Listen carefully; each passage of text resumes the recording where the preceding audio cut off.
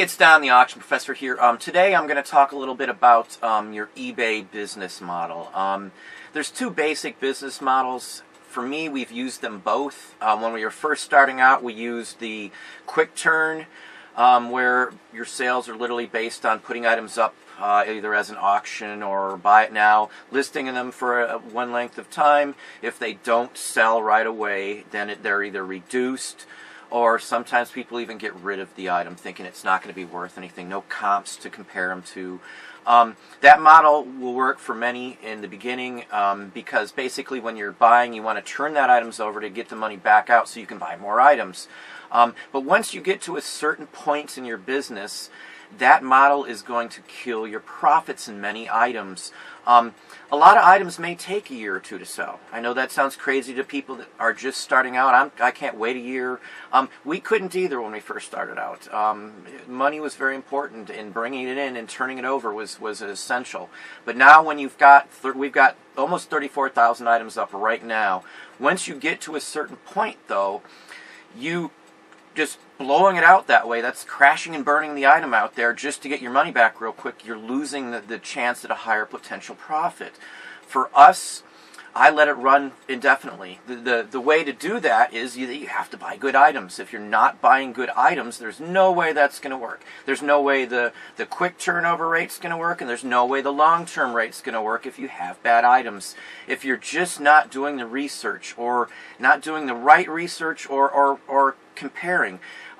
Research is great too. Obviously, you got to do the research. But when you're doing the research, you have to do the right research. If you're researching items to list and do the quick turn, you can't just look at the last 10, 20 items that sold. That's not going to do it for you. You've got to look at how many items didn't sell. If you see 10 items identical to yours that sold, depending on whether you're using WorthPoint or some other site for getting your prices from, besides eBay's ended ones, you're not looking at the facts. If only 1 in 100 items sells at that price, it's not likely that your item will sell at that price either. There's also other factors. How long ago did those items sell at that price? For items that we sell, we used to sell more 45 records, for example, one category I'll pick, than anything else in the records category. Well, the market's now since changed. More items that were considered once scarce are not, or once rare are not. So what we had to do is alter the business. We now sell more 78s than 45s. Again, I use my projections to figure that kind of information out. I've done a video on projections, so if you check that out, you kind of get an explanation. But that's how I figured that information out. In my prior career as a regional and general managers, as a regional, I would have to figure that out for many stores. That was my job. My job was to figure out where the problems were in that store, what area, what category, was it employees, was it process, and I did it through projections. That's simple, plain economics and business math that will help you do that. But again, to the point of the business model, your items matter more than anything else, of course, but your model is affected by your items. So if you've got bad items, I don't care what business model you use, it's not going to work right. Again, back to us. For us, with 34,000 items up right now online, just on eBay, we've got thousands more on Amazon, Discogs, and several other sites. We break it down per site. Everything's done per site because each site handles things differently. So our business model that we use on eBay is not the same one we would use on Amazon. On eBay, the profit margins on many items are much higher than the profit margins on Amazon. But for items such as records, 78s, 45s, for us, there's other items too. Mostly all the advertising items are the same way. We sell them higher price on Amazon. So the business model is a little different for there. I will, if anybody's interested, discuss the Amazon, Etsy, Poshmark, and the rest of those business models separately if you're interested. But the eBay business model for us is a long-term store. As we have an anchor store that they were showing, we also have a second anchor store that we actually run as well too.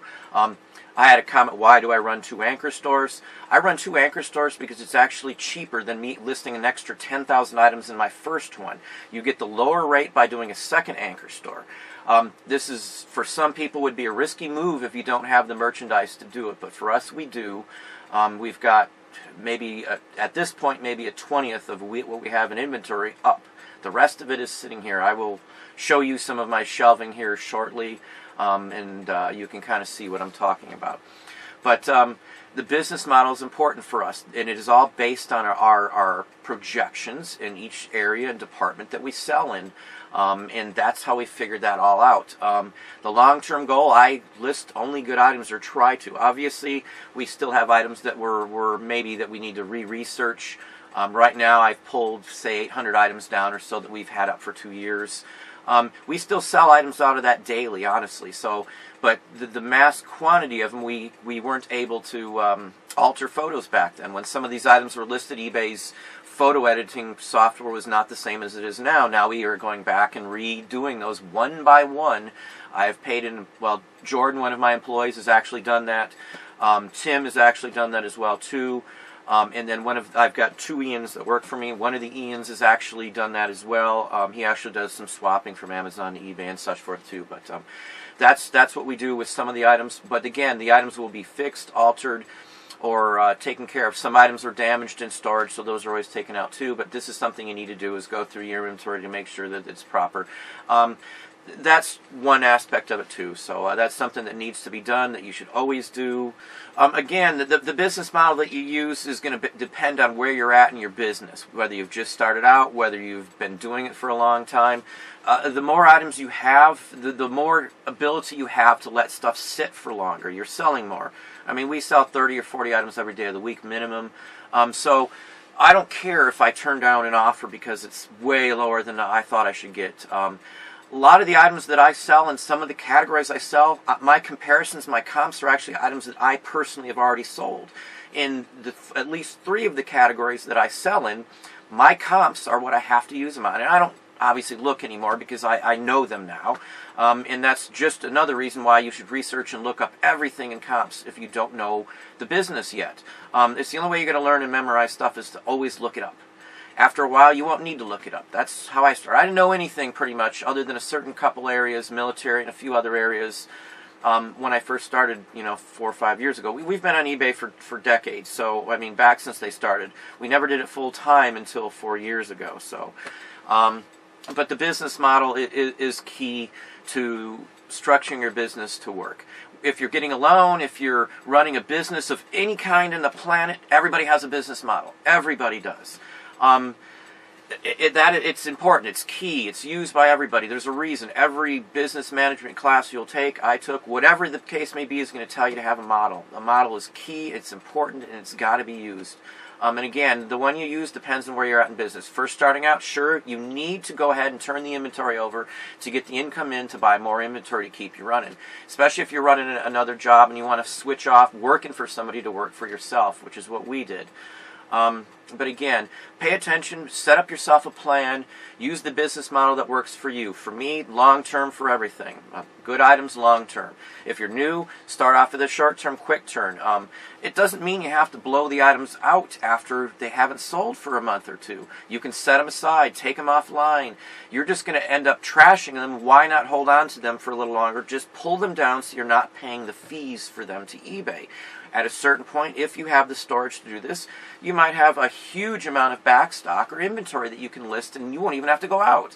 Just because everybody calls it a dead pile, dead stock, or whatever you want to say, that's inventory. It's back stock. It's inventory that you can rotate in. On eBay, if you have a store, you can put it back and put it in an inventory where it's not even listed. So you can do that as well too, where you're not getting billed for it running month by month. For us, everything runs for forever. It's literally keeps renewing. Good till sold, and it works. It works for us very well. We sell items routinely daily that other people do not sell for the prices we sell. Obviously, there's more to it because we have the feedback, the history, and return customers daily now. And I do mean daily. Clothing's one thing. With clothing and some of the books and items, people aren't looking for a specific type of item or a collectible. With collectibles, people go to the same person because they can trust what they're going to get. So for me, branding is important for that, and that's branding that keeps my model running. But again, if you have questions or you'd like some more breakdown on this and what would be the deciding factors, I can actually break this down with actual math-wise and just pretty much how I did the procedure or the projections video. There's math that you can use to figure out which model would be best for you based on the income you have coming in and how long you can wait and what you should take. Just because someone makes an offer on an item doesn't mean you have to take it. I turn down people all the time, daily. I turn down people, low offers. I just didn't like the whole setup of it, or they wanted free ship, whatever the case may be. I'll give everybody a chance. I'll tell them what I want. If they come back and we can't get to a point, I'll just turn them down. I'm sorry, but that's just the way it is. It's a business. People who buy from me routinely understand my fairness and stuff and how I handle it. So that's, again, built into my business model, how we can handle the situations. But again, that's business models. That's my quick take on it. It's just an overall summary, so there's a lot more to it. I may cover that in another video in the future. But again, Don the Auction Professor, please hit the like button down below, watch, subscribe, and tell your friends.